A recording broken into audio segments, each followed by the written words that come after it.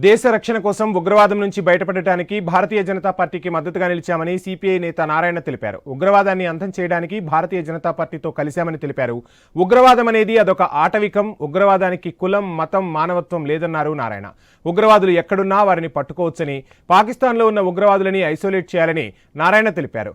యుద్ధం నిలుపుదల అనేది తాత్కాలిక పరిష్కారమే తప్ప శాశ్వతం కాదన్నారు సిపిఐ నేత నారాయణ.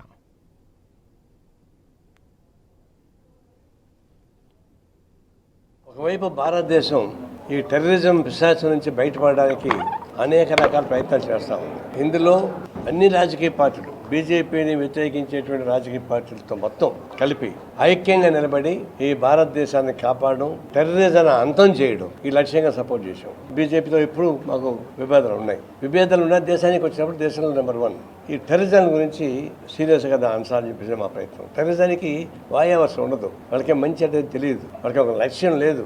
ఈ దేశానికి ఒక రాజకీయ పాలసీ కాదు అది. Terrorism it is anti human, మానవత్వానికి వ్యతిరేకమైనటువంటి ఒక అటవిక ఆలోచన. ఏ కులం, ఏ మతం అనే సంబంధం లేకుండా టెర్రరిజం అనేది ప్రమాదం కాబట్టి దాన్ని అంశాలని చెప్పే ఉద్దేశంతో భారత ప్రభుత్వానికి, మోడీకి సపోర్ట్ చేశాం. ఫస్ట్ వాళ్ళు పార్లమెంటు సమావేశం పెట్టకపోవడమే పెద్ద ప్రమాదం. ఇంత పెద్ద దేశాన్ని రక్షించడానికి అన్ని రాజకీయ పార్టీలు పార్లమెంట్లో పెట్టి చర్చించకుండా వాళ్ళ పాటికి వాళ్ళు వంటింటి సమస్యలాగా చేశారు. ఇప్పుడు ఏం చేశారు? దీన్ని పరిష్కారం చేయడానికి ఇది సరిపోదు. ఇది తాత్కాలికమైనటువంటి పూచిపెట్టే మంత్రం తప్ప శాశ్వత పరిష్కార మార్గం